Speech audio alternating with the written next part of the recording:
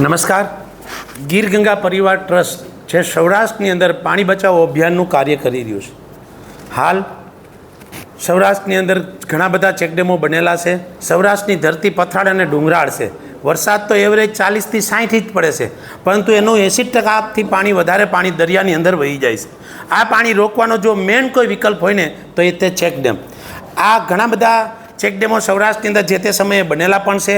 એમાંથી ઘણા બધા ચેકડેમોની ક્યાંય ને ક્યાંય કોઈ મરામત માગે છે, કોઈને ઊંડાઈ કરવા પડે એમ છે, કોઈની ઊંચાઈ લેવી પડે એમ છે, અને એવી ઘણા બધા લોકેશનો છે કે જ્યાં ચેકડેમ નવા બનાવવા પડે એમ છે.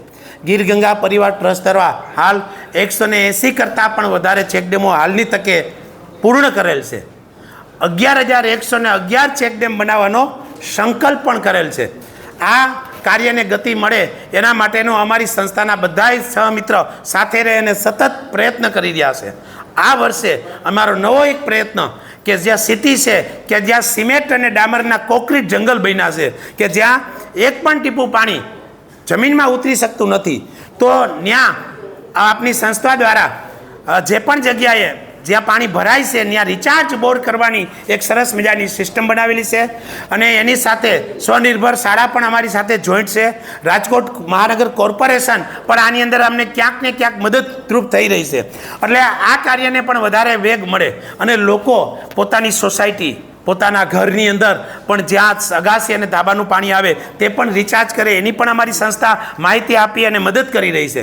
અને સોસાયટી અને જાહેર રસ્તાઓ અને જાહેર જગ્યાઓ ઉપર પણ રિચાર્જ કેમ થાય એના માટે લોકભાગીદારીથી ક્યાંક ને ક્યાંક આ પ્રવૃત્તિ ચાલી છે. હાલ અમે બોર પણ ઘણા બધા હાલની તકે છેલ્લા 1 મહિનાની અંદર અમે 15થી વધારે બોરને રિચાર્જ પણ કર્યા છે.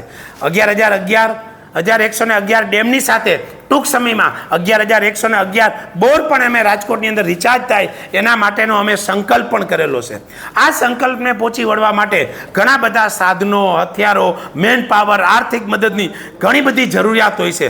કારણ કે આ સૌરાષ્ટ્રનું નહીં પણ દેશનું નહીં, રાષ્ટ્રનું કોઈ મોટામાં મોટું કાર્ય હોય તો એ પાણી બચાવો અભિયાનનું છે.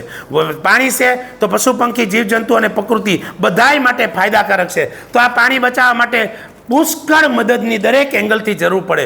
તો કાયમી આ લોકોના અપીલના હિસાબે આપના સમાજના, જૈન સમાજના અગ્રણીય જે સમસ્ત મહાજન સમાજના પ્રમુખ છે ડૉક્ટર ગિરીશભાઈ શાહ, એને એક પહેલ કરી છે કે આ કાર્યને ગતિ મળી શકે એના માટે એક ઇટાચી જે બ્રેકર સાથે એની સામાન્ય આપણે એમ કહીને કે એની કિંમત પણ 80 લાખ રૂપિયા છે એવું એક ઇટાચી મશીન સંસ્થાને આપી અને એને પહેલ કરી છે કે આવા દિલીપભાઈ ઘણા બધા સાધનો હશે ત્યારે તમે આ સંકલ્પે પહોંચ્યો. એટલે આ વિષયને લઈ અને બધાય જોડાઈ ગયા છે. 11,111 ડેમ ટૂંક સમયમાં અને ઝડપથી પૂરા થાય એના માટેનું અમે પ્લાનિંગ બનાવી રહ્યા છે. અને દરેક લોકો આની અંદર મદદરૂપ થાય એના માટે અમે લોકોને અપીલ કરી રહ્યા છે. આની સાથે સાથે જ્યારે સોમવાર અને બપોરના 5 વાગે રાજકોટ સ્પીડવેલ પાર્ટી પ્લોટની બાજુમાં પોલીસ હેડક્વાર્ટર છે. રાજકોટની આજુબાજુમાં પણ સંસ્થા દ્વારા અમે 7 ડેમ આ વર્ષે બનાવ્યા છે. એમાંનું એક ડેમનું લોકાર્પણ પણ 5:30 વાગે આપને સોમવારે રાખેલ છે. ત્યાર પછી આપણા રાજકોટમાં અવધ રોડ ઉપર સિઝન હોટલ છે, તે સિઝન હોટલની અંદર આ મશીનનું આપણા રાજકોટના એવા સ્વામી શ્રી પરમાનંદ સ્વામી અને ડૉક્ટર ગિરીશભાઈ શાહના નેતૃત્વમાં ટીમની સાથે રહી અને અમે આ મશીનનું ઉદ્ઘાટન પણ કરવાના છે. અને મીડિયા દ્વારા હું લોકોને પણ અપીલ કરું છું કે આ કાર્યક્રમમાં પણ ઉપસ્થિત રહે અને આ ભગીરથ કાર્યની અંદર વધારેમાં વધારે લોકો જોઈન્ટ થાય એવી પણ અપીલ કરું છું.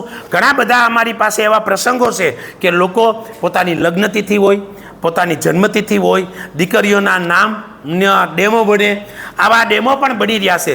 ગયા વર્ષે અમારી પાસે એક પ્રસંગ એવો આવ્યો છે કે એક બાપે એના દીકરીને કરિયાવરમાં એક ગામની અંદર ચેકડેમ કરિયાવરમાં આપ્યું છે. એટલે લોકોની અંદર પણ આવો મેસેજ મળે એના માટેનો અમે સતત પ્રયત્ન કરી રહ્યા છીએ. અને હાલ આ કાર્ય અત્યારે 18થી 22 જગ્યાએ હાલની તકે પણ અમારું સૌરાષ્ટ્રમાં ક્યાંક ને ક્યાંક ચાલુ છે. આ સૌરાષ્ટ્રની ધરતી ગીર ગંગા પરિવાર માટે એક જ છે. જ્યાં પણ ઓછા ખર્ચે વધારે પાણી રોકાય તે પણ અમે વધારે પ્રયત્ન કરી રહ્યા છે. અને લોકોની અંદર રાજકીય માણસો છે, ઉદ્યોગપતિઓ છે, સામાજિક આગેવાનો છે, સામાજિક સંસ્થાઓ છે, ગામના આગેવાનો છે, તેવા દરેક લોકો આ કાર્યની અંદર સહભાગી થાય એના માટેનો અમે સતત પ્રયત્ન કરી રહ્યા છે. અને રાજકોટના એવા નાના મોટા કેટલા ઉદ્યોગપતિઓ આ કાર્યને વ્યાગ આપવા માટે સાથે જોડાઈ ગયા છે. અને આપ લોકોને પણ હું વિનંતી કરું છું, આ દરેક આ પ્રકૃતિ જીવજંતુનું અને દરેક લોકોનો સહિયારો જ્યાં લગી પ્રયાસ નહીં થાય ત્યાં લગી આપણે ફરી વખત આને હરિયાળું નહીં બનાવી શકીએ.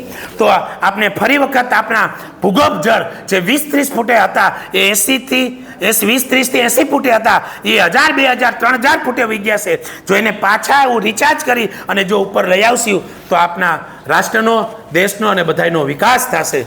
અસ્તુ. ભારત માતા કી